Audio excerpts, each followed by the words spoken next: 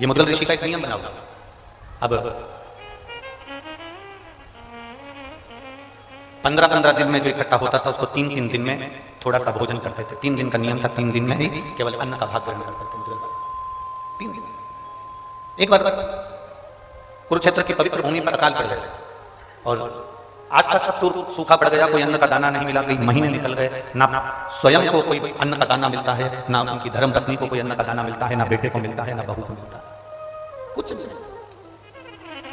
आज तारा बाबा जी की जो कथा, जो बात श्री गोविंद जी ने कही कि 5 रोटी में से 1 रोटी जो थी बस वो ग्रहण करना, बाकी के एक अतिथि के लिए, एक ऋषिवर गुरुवर को, आया साधु सन्यासी तपस्वी साधक उपासक उसको दे, एक जीव के लिए। मुद्गल ऋषि कई महीने निकल गए पर अन्न का कोई दाना नहीं मिला। अपनी भक्ति में रमे हुए हैं, भगवान का गुणगान कर रहे हैं, शिव नाम का जाप कर रहे हैं, भगवान की भक्ति में डूबे हुए हैं, भगवत नाम का स्मरण कर रहे हैं, दिन भर बैठकर भगवत चर्चा कर रहे हैं, उसके सिवाय कुछ नहीं। पिता शंकर का जाप करेगा ना तो चल जाएगा, पत्नी पति के पीछे चलती है इसलिए पति को जाप करता हुआ देखेगी ना तो शंकर की भक्ति में डूब जाएगी, चल जाएगा। बेटा अपने माँ बाप को भक्ति में डूबा हुआ देखेंगे ना तो भक्ति करेंगे तो चल जाएगा, पर बहू जो दूसरे के घर से आती है उसको 3 महीने तक लगातार एक अन्न का निवाला ना मिले तो चलेगा, जम के बोल चलेगा। एक अन्न का दाना बहू के मुख में ना, एक अन्न का। और 3 महीने जब निकल गए, 3 महीने के बाद फिर सोचा कि अब जाता हूं किसी खेत में से कोई बीजे मिल जाएंगे, किसी खेत में से कोई अन्न का दाना मिल जाएगा तो उसको लेकर आता हूं। और खेत में गए, अन्न का दाना थोड़ा सा मिल गया, मिलने के बाद थोड़ा सा सत्तू तैयार भी हो गया, सत्तू तैयार भी हो गया तो सत्तू के फिर 3 हिस्से कर दिए, और 3 हिस्से करके उसमें से थोड़ा सा एक भाग जरा सा मिला था, उस भाग में से भी एक भाग पत्नी को दे दिया, एक भाग बेटे को दे दिया, एक भाग बहू को दे दिया और एक भाग खुद लेकर बैठे। खुद 2 हिस्से अलग निकाल दिए, 2 हिस्से अलग दे दिए। पशुपतिनाथ का व्रत करते हो तो कितने हिस्से करते हो प्रसाद का? कितने मंदिर में देते? अपने लिए कितना लेकर आते? अब तुम अपने लिए तो 1 लेकर आए हो, पर उसमें पशुपति व्रत में तो ये वर्णन है कि वो हिस्सा भी तुम्हारे को किसी को देना नहीं है। पर मुद्गल बाबा जो व्रत कर रहे हैं, मुद्गल बाबा जो व्रत धारण कर रहे हैं, मुद्गल ऋषि जो व्रत धारण कर रहे हैं, उसमें से 2 हिस्से, एक अतिथि के लिए, एक ऋषिवर के लिए, साधु के लिए, सन्यासी के लिए, जीव के लिए, जलचर थलचर वायुचर के लिए रख दिया।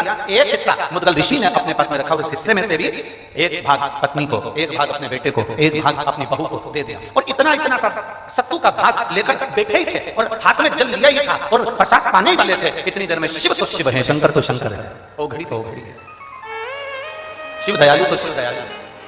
और मेरा भोलेनाथ का एक अंश दुर्वासा ऋषि, मेरे शिव के अंश दुर्वासा बाबा उनके दरवाजे पर पहुंच गए। आवाज लगाई, ऋषिवर ऋषिवर, ए ऋषिवर। मुद्गल ऋषि के कानों में शब्द गया, आसन को छोड़ा, प्रसाद को छोड़ा, बाहर गया। कौन आया? दर्शन किए तो दुर्वासा बाबा थे। दुर्वासा ऋषि हाथ जोड़कर निवेदन करा, दुर्वासा बाबा आप आइए, आसन लो, बैठो। बैठाया। आज कैसे आना हुआ? बहुत भूख लग रही है, दुर्वासा ऋषि ने कहा, और पेट भरा नहीं है, भूख लग रही है, जल्दी से मुझे भोजन दे दो। मुद्गल ऋषि ने कहा, बाबा जी आप भी कहां भोजन करने आए हो, हमारे पास में पेट भरकर भोजन तो शायद ही मिलेगा।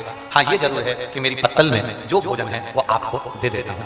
3 महीने के बाद में जो भोजन मिला था वो उठाकर मुद्गल ऋषि ने दुर्वासा बाबा को, जो शंकर के, भगवान शंकर के जो अंश अवतार हैं, ऐसे दुर्वासा ऋषि को दे दिया। अब दुर्वासा ऋषि ने वो सब कुछ खा लिया। खाने के बाद बोले भूख बहुत लग रही है। अब मुद्गल ऋषि किसको कहे? पत्नी ने सुन लिया, और धर्म पत्नी तो धर्म पत्नी होती है। आज के जमाने की होती तो इतनी देर में निपटा जाता। धर्म पत्नी धर्म पत्नी। मुद्गल ऋषि की धर्म पत्नी ने तुरंत अपनी पत्तल को अपने पति के हाथ में दे दिया और पति से कहा, स्वामी ये लीजिए और ये गुरुवर को दे दीजिए, वो इस प्रसाद को खा लें। पति अपनी पत्नी को देख रहा है, मुद्गल ऋषि अपनी धर्म पत्नी को देख रहे हैं कि कितनी। आज मुद्गल ऋषि को यह आश्चर्य नहीं हो रहा कि ये मेरी पत्नी है। आज मुद्गल ऋषि को यह आश्चर्य नहीं हो रहा कि मेरे घर की बहू है। आज मुद्गल ऋषि को यह आश्चर्य हो रहा है कि इसके माता पिता के संस्कार कितने प्रबल होंगे जिसने इसको जन्म दिया। ये माता पिता के संस्कार कितने प्रबल होंगे जिसने इसको जन्म दिया और जिसने इसको ज्ञान दिया, इतना प्रबल ज्ञान जो देकर भेजे हैं। और पत्नी ने तुरंत पत्तल को दिया। मुद्गल बाबा ने वो पत्तल ले जाकर दुर्वासा ऋषि को दी। दुर्वासा बाबा ने वो पत्तल को भी, उसमें से भी सामग्री को, सत्तू को लेकर खा। अब दुर्वासा जी ने जैसे ही सत्तू को फांका, सत्तू को खाया, खाते से दुर्वासा ऋषि फिर बोले, अरे मुद्गल ऋषि, ऋषिवर पेट नहीं भरा, बहुत भूख लग रही, बहुत कुछ करो व्यवस्था।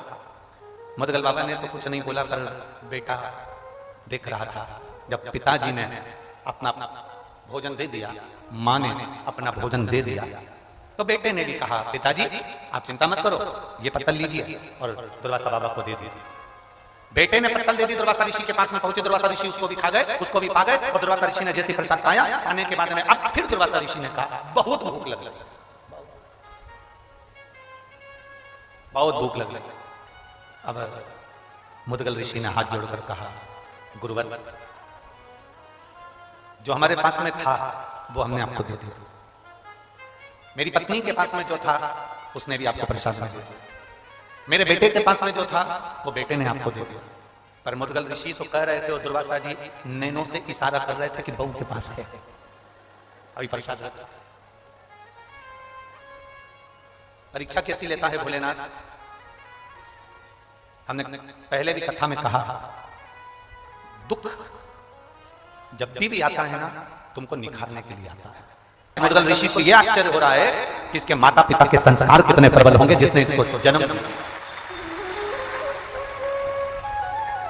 ये माता पिता के संस्कार कितने प्रबल होंगे जिसने इसको जन्म दिया और जिसने इसको ज्ञान दिया, इतना प्रबल ज्ञान जो देकर भेजे हैं। और पत्नी ने तुरंत पत्तल को दिया, मुदगल बाबा ने वो पत्तल ले जाकर दुर्वासा ऋषि को दी, दुर्वासा बाबा ने वो पत्तल को भी उसमें से भी सामग्री को सत्तू को लेकर फाँका। अब दुर्वासा जी ने जैसे ही सत्तू को फाँका, सत्तू को खाया, खाते से दुर्वासा ऋषि फिर बोले अरे मुदगल ऋषिवर पेट नहीं भरा, बहुत भूख लग रही है, बहुत, कुछ करो व्यवस्था। मुदगल बाबा ने तो कुछ नहीं बोला, पर बेटा देख रहा था। जब पिताजी ने अपना भोजन दे दिया, माँ ने अपना भोजन दे दिया, तो बेटे ने भी कहा पिताजी आप चिंता मत करो, ये पत्तल लीजिए और दुर्वासा बाबा को दे दीजिए। बेटे ने पत्तल दे दी, दुर्वासा ऋषि के पास में पहुंचे, दुर्वासा ऋषि उसको भी खा गए, उसको भी पा गए। और दुर्वासा ऋषि ने जैसे प्रसाद पाया, आने के बाद में अब फिर दुर्वासा ऋषि ने कहा बहुत भूख लग लगी, बहुत भूख लग लगी।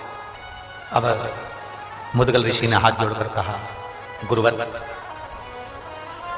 जो हमारे पास में था वो हमने आपको दे दिया, मेरी पत्नी के पास में जो था उसने भी आपको प्रसाद दिया, मेरे बेटे के पास में जो था वो बेटे ने आपको दे दिया।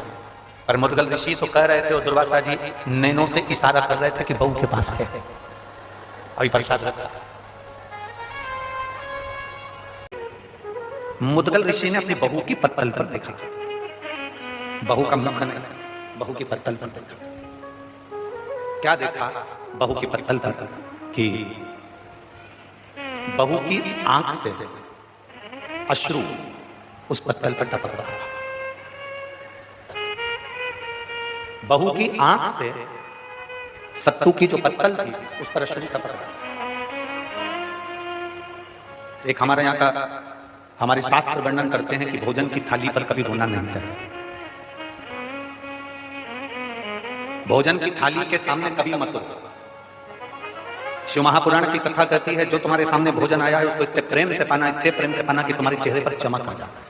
भले तुमको वो भोजन पसंद नहीं आया, भले वो भोजन में स्वाद नहीं है, पर तुम्हारे प्रसन्नता के साथ खाना, क्योंकि जिस प्रसाद को हम पाते हैं, जिस भोजन को हम करते हैं, उस समय पर हम जैसे अपने मन में अनुभव करते हैं, भोजन पहुंचने के बाद हमारी इंद्रियों को उसी तरह का बल प्रदान करता है। इसलिए कभी भी भोजन करते समय आंसू बहाते समय भोजन ना करें, रोते रोते भोजन ना करें, क्रोध करते करते भोजन ना करें। शिव महापुराण की कथा तो यहां तक कहती है कि तुम्हारे सामने टीवी चल रही है तो टीवी को बंद करो फिर भोजन करो। हाँ, अगर टीवी पर कोई सत्संग आ रहा है, कथा आ रही है, गीता जी आ रही है, श्रीमद् भागवत आ रही है, शिव पुराण आ रही है, भजन चल रहा है, तो भले टीवी चालू रखकर भोजन कर लो। पर अगर कोई 30 साल मेरी बहू को आए हुए हो गए, 3 दिन में एक बार इसको भोजन मिलता था तो इसके मुख से आवाज नहीं आई, इसके मुख से आवाज नहीं आई। 3 महीने में भोजन मिला तो इसके मुख से आवाज नहीं आई, भूखी रही तो इसके मुख से आवाज नहीं आई। पर आज भोजन की थाली में अगर ये रो रही है तो इसका कारण क्या है? तब मुदगल ऋषि ने उस अश्रु पर ध्यान लगाकर देखा तो मुदगल ऋषि ने जाना कि वो आंसू इसलिए निकले थे कि अगर ये एक हिस्सा सत्तू का बच जाता तो इस हिस्से से मैं अपने सास ससुर और पति को खिला देती और मैं भूखी रहती। ये जो भोजन बच जाता तो इससे मैं अपने सास ससुर को और अपने पति को खिला देती और मैं भूखी रह जाती, इसलिए वो आंखों में आंसू आ जाते। खुद के लिए नहीं, स्वयं के लिए नहीं, दूसरे के समर्पण के लिए रो रहे। बहू ने हाथ में पत्तल उठाई और अपने ससुर को दे दी। पापा, पिताजी, बाबूजी, ये पत्तल दे दो दुर्वासा जी को। शंकर भगवान जब जब परीक्षा लेते हैं बड़ी विचित्र लेते हैं। पशुपतिनाथ का व्रत करने गए, 6 दिए नीचे रखे, भूल से 6 ही जला दिए। पशुपतिनाथ का व्रत करने गए, मालूम पड़ा घर में माचिस छूट गई और मंदिर में माचिस मांग कर अपने दिए को जला रहे हो, व्रत नहीं लग सकता, व्रत नहीं लग सकता। शिव महापुराण में पशुपतिनाथ के व्रत में तो यहां तक लिखा है कि अगर बेटी मायके में पशुपतिनाथ का व्रत कर रही है तो ससुराल में जिस घर में उसको दिया गया है, कन्यादान हुआ है, उस घर के अन्न से या उस घर के धन से पशुपतिनाथ का व्रत करे। मायके के अन्न और धन से पशुपति व्रत भी नहीं होगा। आप किसी के यहाँ रिश्तेदार में गए हो, शिव महापुराण की कथा में पशुपतिनाथ के व्रत का विधान बताया कि आप किसी के घर में गए हो और आपका पशुपति व्रत है, तो शिव पुराण की कथा कहती है शादी में गए, फंक्शन में गए, कहीं कार्यक्रम में गए, आप उस व्रत को मत करो, छोड़ दो, अगले व्रत को करना। पर किसी के यहाँ के अन्न से, किसी के यहाँ के सामान से पशुपति व्रत नहीं करना। कितना सुंदर बात आज लोगों के समझ में आई है। क्या पहले तुम शंकर जी को मंदिर में जल नहीं चढ़ाते थे? बोलो जम के बोलो, चढ़ाते थे कि नहीं चढ़ाते थे? जम के बोलो जरा, चढ़ाते थे। शिवरात्रि या सोमवार को शंकर के मंदिर जाते थे कि नहीं जाते थे? जाते थे। जल चढ़ाते थे? चढ़ाते थे। अब तुम जल चढ़ाते थे, मंदिर जाते थे, पूजन करते थे, आराधना करते थे, सब कुछ करते थे, फिर भोले बाबा क्यों नहीं सुनता? और जब से तुमने शिव महापुराण की कथा सुनना चालू करी, 1 लोटा जल चढ़ाते हो और भोलेनाथ जी तुम्हारी सुन लेता है, उसका कारण क्या है? कारण क्या है? क्या कारण है कि भोलेनाथ जी तुम्हारे 1 लोटे जल से प्रसन्न होने? उनके बेटे का चेहरा देखकर दुर्वासा जी ने वर नहीं दिया, बहू का चेहरा देखकर, और बहू का चेहरा देखकर वर दे दिया। हे बेटा, मैं तुझे वर देता हूं, जब तक पृथ्वी पर तुम रहना चाहो तब तक रहना, तुम्हें जितनी संपदा चाहिए सब मिलेगी, और आखिरी में तुम शंकर भगवान के कैलाश में निवास करोगे। ये मेरा वर, ये मेरा वर। और बेटा, मुदगल ऋषि दान करते ना, उनका कमाया हुआ था, उनने दान किया। बेटा दान करता था तो ये बाप का दिया हुआ बेटे को मिलता, तो बेटे ने दान किया। पत्नी दान करती ना, पति का हक था तो पत्नी दान करती। पर बेटा, तेरी तो शादी हुई है, तू बहू बनकर आई है, अभी इसमें तेरा कोई हक नहीं, फिर भी तूने अपना हक किसी को दिया है तो वो खाली नहीं जा सकता, उसका वर तुझे देता, उसका वर तुझे देता। आशीर्वाद देकर दुर्वासा ऋषि चले गए। कुरुक्षेत्र का मैदान था, समय आया, समय आने पर उसी कुरुक्षेत्र की पवित्र भूमि के उसी प्रांगण के अंतर्गत युधिष्ठिर ने एक बार यज्ञ रखा।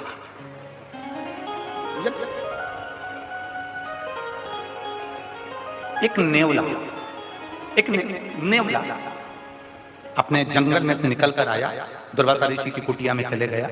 दुर्वासा ऋषि की कुटिया में जहां गए थे वहां पर जो दुर्वासा जी ने सत्तू खाया था, बहू ने जो सत्तू दिया था, उस सत्तू को उठाने में और खाने में 2-4 कण जो नीचे गिर गए थे, उस कण को उस नेवले ने खा लिया। खाते से ही उसका आधा शरीर सोने का हो गया। नेवले के समझ में नहीं आया कि मेरा शरीर आधा सोने का कैसे।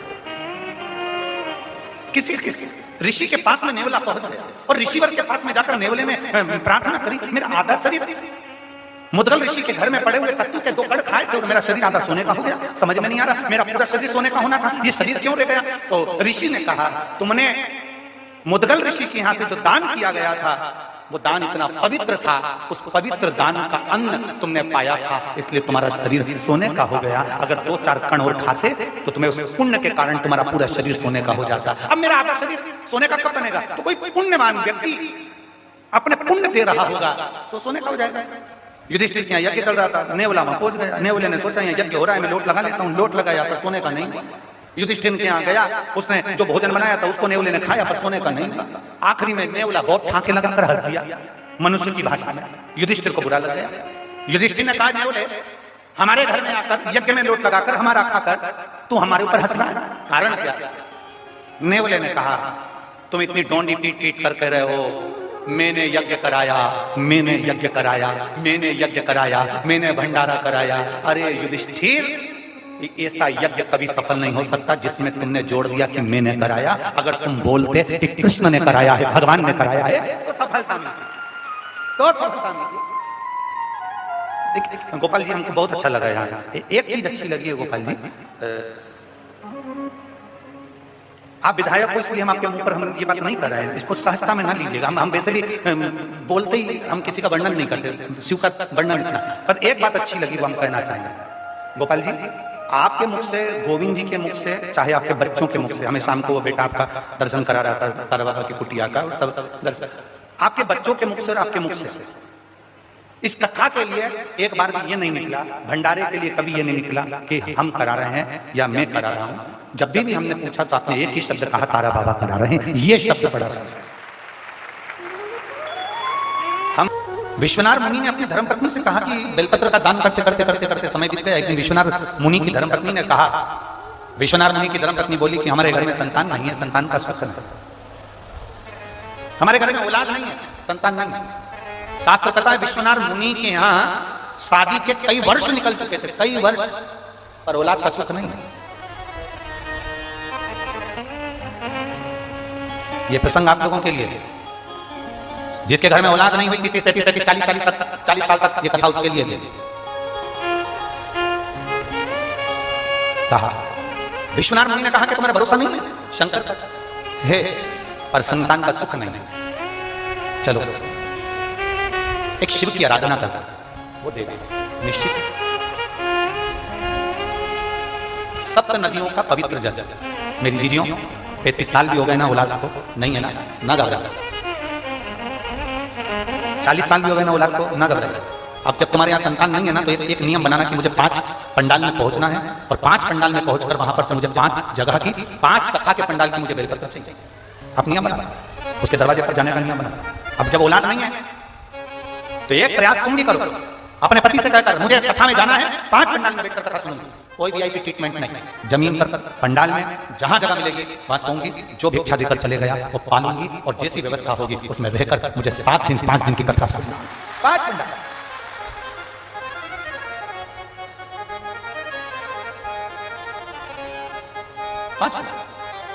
और एक नियम जो विश्वनाथ मुनि ने अपनी धर्मपत्नी को बताया है, सप्त नदियों का जल, सप्त सरोवर नहीं, सप्त पवित्र नदियों का जल, 7 पवित्र नदियों का जल, उसमें से कावेरी, नर्मदा, गंगा, गोदावरी, सरस्वती, जितनी ये सप्त नदियों की पवित्रता है, मंदाकिनी, नर्मदा, गंगा आदि, यमुना, सप्त नदियों का जल एकत्रित कर, और सप्त नदियों के जल से किसी भी महादेव के मंदिर में एकांतेश्वर महादेव का नाम ले। कौन से महादेव? हमने पहले कथा में कहा है, कई बार एकांतेश्वर महादेव की कथा भी कही है, सुनिए आप लोगों ने। एकांतेश्वर महादेव का हमने वर्णन किया है। जिस दिन तुम्हें लगे कि मेरा ये काम होना चाहिए, उस दिन एकांतेश्वर महादेव के पास जाकर बैठे। एकांतेश्वर महादेव मतलब बाहर मिलेंगे। ये लोग कहते हैं कि यहाँ नर्मदेश्वर महादेव है, कल हम गए थे दर्शन करने के लिए। इनका कहना है कि ये नर्मदेश्वर महादेव है, पर हमारा जो स्पर्श मात्र से हम जो समझते हैं, हमने ये जाना है कि ये जो धरा है, ये जो भूमि है तारा बाबा की जो कुटिया है, ये शहर से दूर होना चाहिए। अर्थात पहले यहाँ शहर नहीं थी, ये एकांत में थी। एकांत में थी तो यहाँ जो तारा बाबा आराधना करते थे शंकर की, वो शंकर साधारण नहीं होगा, वो एकांतेश्वर महादेव भी कहलाता है। एकांत, एकदम एकांत। इनका कहना है नर्मदेश्वर है, वो नर्मदा का शिवलिंग है।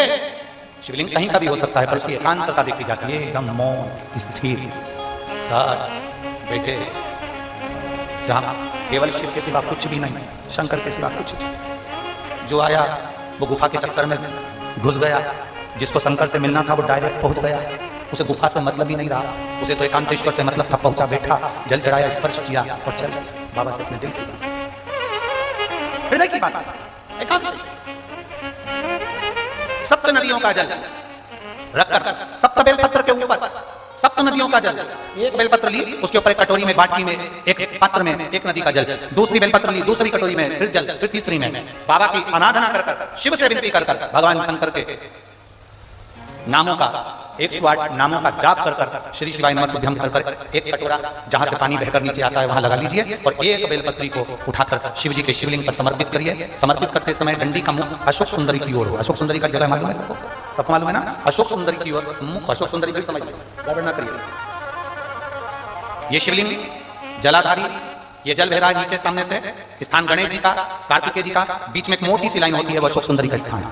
शिवलिंग ये जलाधारी माता पार्वती जी का हस्तकमल, शंकर जी के ऊपर जो जलधारी रखी रहती है ऊपर, जिसमें से एक बूंद नीचे गिरती है, वो शंकर भगवान की 5 लड़कियां हैं, जया, विषहरा, शामरीवारी, दौतली, देव। शंकर जी की 5 लड़कियां शिव जी के ऊपर एक बूंद पानी गिराती रहती हैं। शंकर भगवान की कुल कितनी लड़कियां हैं? 6। कितनी लड़कियां हैं? 6। 5 जया, विषहरा, शामलीबारी, दौतली, देव। शंकर जी की 6 नंबर की लड़की अशोक सुंदर। जब हम प्रयोग करेंगे एकांतेश्वर महादेव का, ये बेलपत्र जो हमने समर्पित करी है, डंडी का मुख अशोक सुंदरी की ओर हो, डंडी का मुख। आप बैठे कहां पर हो जल चढ़ाते समय? शिव जी को जल कहां बैठकर चढ़ाया जाता है? जम के बोलो जरा। जहां से जल बहकर जा रहा है इसके ठीक विपरीत की ओर, ठीक विपरीत की ओर।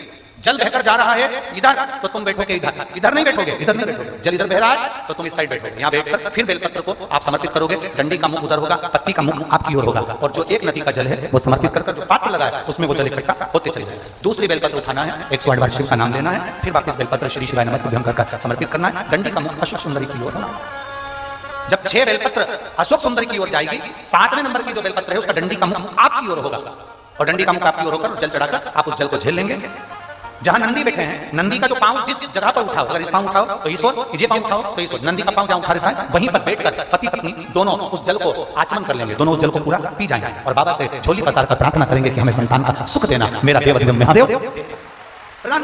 एकांतेश्वर महादेव का स्मरण करिए। एकांतेश्वर पहुंच गए विश्वनाथ मुनि अपनी धर्मपत्नी को लेकर एकांत में, जहां भगवान शंकर विराजमान थे, उस एकांतेश्वर महादेव के पास